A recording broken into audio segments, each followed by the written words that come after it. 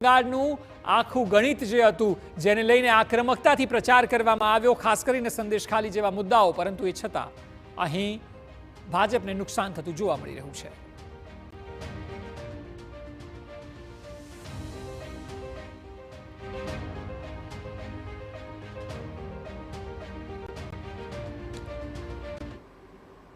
તો આપણી સાથે જ્યારે ચર્ચા આપણે કરી રહ્યા છે, સતત જ્યારે એનાલિસિસ થઈ રહ્યું છે, ત્યારે નીરુ આપને પૂછવા માંગીશ કે જે સ્થિતિ પશ્ચિમ બંગાળની છે, પશ્ચિમ બંગાળમાં આપ જુઓ કે વિધાનસભામાં પણ આક્રમકતાથી પ્રચાર કરાયો હતો, એ છતાં મમતા બેનર્જીએ ફરી એકવાર જીત હાંસિલ કરી.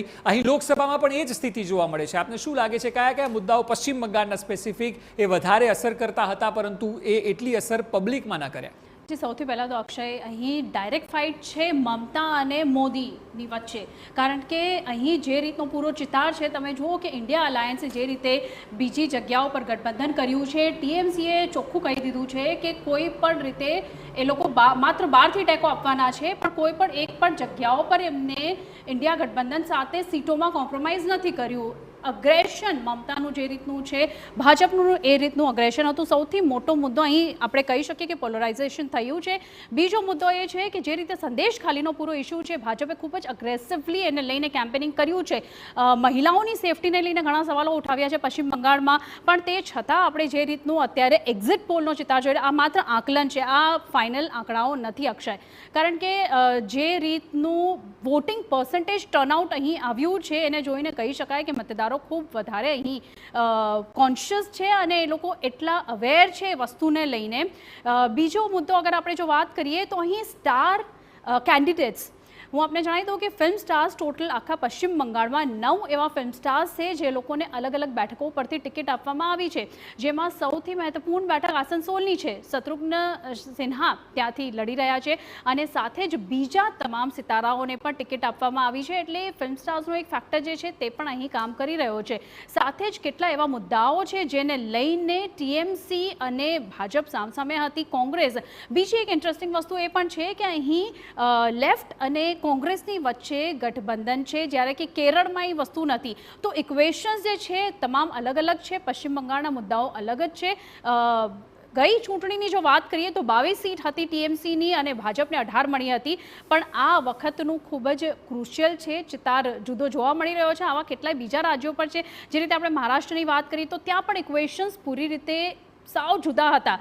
જો કે નિષ્ણાતોને પણ અહીં આકલન કરવામાં કે તમામ વસ્તુઓ કઈ રીતે ટર્નઆઉટ આવશે એ કહેવામાં પણ ખૂબ વધારે કન્ફ્યુઝન હતું. તો પશ્ચિમ બંગાળમાં મને એવું લાગી રહ્યું છે કે ક્યાંક ને ક્યાંક જે તમામ મુદ્દાઓ છે તેને લઈને ખૂબ જ સંવેદનશીલતા તમામે વોટર્સે દાખવી છે. જી બિલકુલ. જબરભાઈ, આપને એ પૂછીશ કે જે પ્રકારે પ્રચાર, આપ થોડા પાછળ જઈએ અને વિધાનસભાની પણ વાત કરવામાં આવે ત્યારે પણ બીજેપી એ પ્રકારે માહોલ બનાવ્યો હતો કે એવું લાગતું હતું કે ક્યાંક બીજેપી સત્તા પણ હાસિલ કરી શકે છે. જો કે એવું ન થયું, 75 બેઠકો પર સીમિત રહી. હવે જ્યારે લોકસભાની વાત કરવામાં આવે, લોકસભામાં તો સંદેશખાલીને એટલો મોટો મુદ્દો બનાવવામાં આવ્યો, પીએમ મોદીએ જઈને પ્રચાર કર્યો, આક્રમકતાથી પ્રચાર કરવામાં આવ્યો, અહીં મમતા પર વ્યક્તિગતથી લઈને રાજકીય પ્રહાર કરવામાં આવ્યા. એ છતાં પણ આપ જુઓ, પશ્ચિમ બંગાળમાં ભાજપ ધાર્યા પરિણામ નથી હાસિલ કરી શકતું. ક્યાંક ને ક્યાંક એવું લાગે છે કે બંગાળની જનતાને સમજવામાં થાપ તો ખવાઈ રહી છે.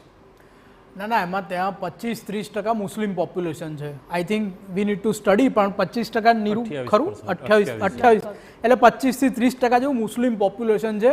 એક ધારું ભાજપની વિરુદ્ધમાં વોટિંગ થાય છે, એટલે પહેલાં તો તમારે રમવાનું 70%માંથી છે, એટલે તમારો સ્ટાર્ટિંગ પોઈન્ટ જ ડિફિકલ્ટ છે. 70%માંથી જ તમારે રમવાનું છે.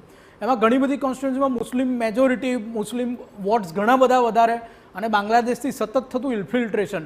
આઈ ડોન્ટ થિંક સો કે કેરળ કે જેમાં ક્રિશ્ચિયન પ્લસ મુસ્લિમ પોપ્યુલેશન એક હદથી વધારે હોય, કે બંગાળ, એમાં બીજેપીને એટલી ઇઝીલી વિક્ટરી મળી શકે. એના વોટ પર્સન્ટેજ જ વધી શકે, એની સીટ જ વધી શકે.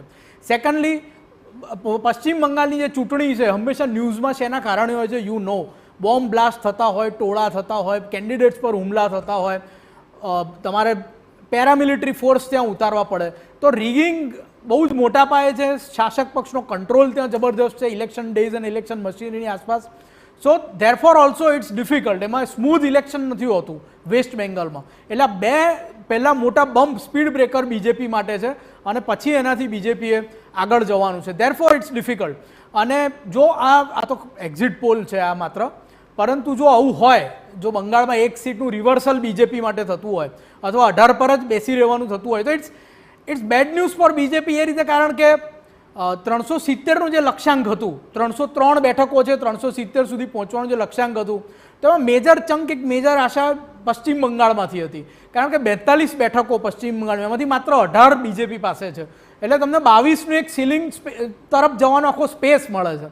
હવે એટલે જ બીજેપી માટે યુપીમાં કે બંગાળમાં ડબલ ડિજિટમાં ગ્રોથ, નવી સીટો, વધારાની સીટો મેળવી શકે અને 370 તરફ ક્યાંક જઈ શકે એવી વાત હતી. પરંતુ એ ના થતું હોય તો 370ના ફિગરથી ઘણું દૂર રહી જવાય જો પશ્ચિમ બંગાળમાં ના મળતું હોય, કારણ કે બીજે વર્ષ તો ગઠબંધનમાં સીટો જ ઓછી લડે છે બીજેપી. આપ જે વાત કરી રહ્યા છો ચૈતન્ય શંભુ મહારાજ, આપને પૂછ્યું કે TV9 સાથે પણ જ્યારે પીએમ મોદીએ એક્સક્લુઝિવ ઇન્ટરવ્યૂ કર્યો હતો એ સમયે તેઓએ જ્યારે પૂછ્યું અમે કે સીટો ક્યાં ગેઇન કરો છો એવું લાગે છે તો પહેલું પશ્ચિમ બંગાળ કહ્યું હતું.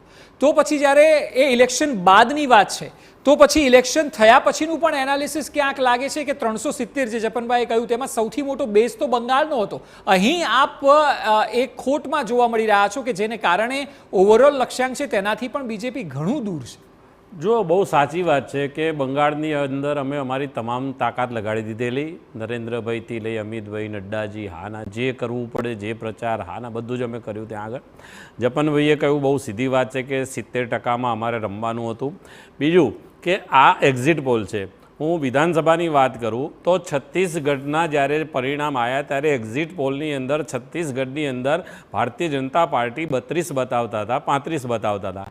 એ વખતે અમારા પૂર્વ મુખ્યમંત્રી રમણસિંહ એક એવા હતા, એમણે એમ કહેલું કે અમે 55થી 58 સીટો જીતીશું, અને જ્યારે પરિણામ આવ્યું ત્યારે 55થી 57 સુધી લગભગ ભારતીય જનતા પાર્ટી જીતેલી. એટલે 4મી તારીખે, અને હજુ અમે આશાવાદી છીએ કે 25થી 30 સુધી પશ્ચિમ બંગાળની અંદર અમારા માટે પરિણામ આવશે, કારણ કે ત્યાંનો જે માહોલ હતો, ત્યાં જે પ્રમાણે રેલીઓ થઈ, જે પ્રમાણે લોકોનું સમર્થન મળ્યું.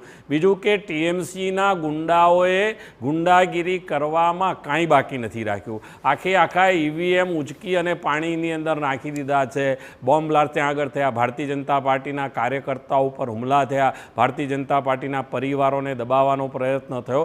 જે કાંઈ થઈ શકે એ લોકોએ ત્યાં આગળ કર્યું. છતાં પશ્ચિમ બંગાળની જનતાને હું એટલા માટે અભિનંદન આપું છું કે આટલી બધી દાદાગીરી હોવા છતાં એ લોકો મતદાન કરવા માટે આવ્યા, અને મને આશા છે કે એ મતદાન આગળ વધશે. બીજું, નિશાંતભાઈનો જવાબ આપું. બ્રેક પહેલાં નિશાંતભાઈ એમ કહ્યું કે આટલું ગાળો બોલ્યા, હા બોલ્યા, આ બધું. નરેન્દ્રભાઈ 2014થી જ્યારથી વડાપ્રધાન થયા ત્યારથી ડિક્શનરીમાં એક શબ્દ એવો બાકી નથી કે જે એમને ન બોલવામાં આવ્યું હોય. વ્યક્તિગત નરેન્દ્રભાઈ ઉપર આક્ષેપ કરવામાં આવ્યા, એમના પરિવાર સુધી આક્ષેપ કરવામાં આવ્યા, બધી જ રીતે જે કાંઈ થઈ શકે એ કોંગ્રેસ, અને છેલ્લે તો રાહુલ ગાંધીજી એટલા બધા ફ્રસ્ટ્રેટ થઈ ગયેલા કે વડાપ્રધાન પદ ઉપર બેઠેલી વ્યક્તિને તુતારી કરવા સુધી ઉતરી ગયા. હવે ઉંમરનો પણ એમણે મલાજો ત્યાં આગળ ન જાળવ્યો. ચલો, આપ જે વાત કરી રહ્યા છો ચોક્કસ, બિલકુલ આપે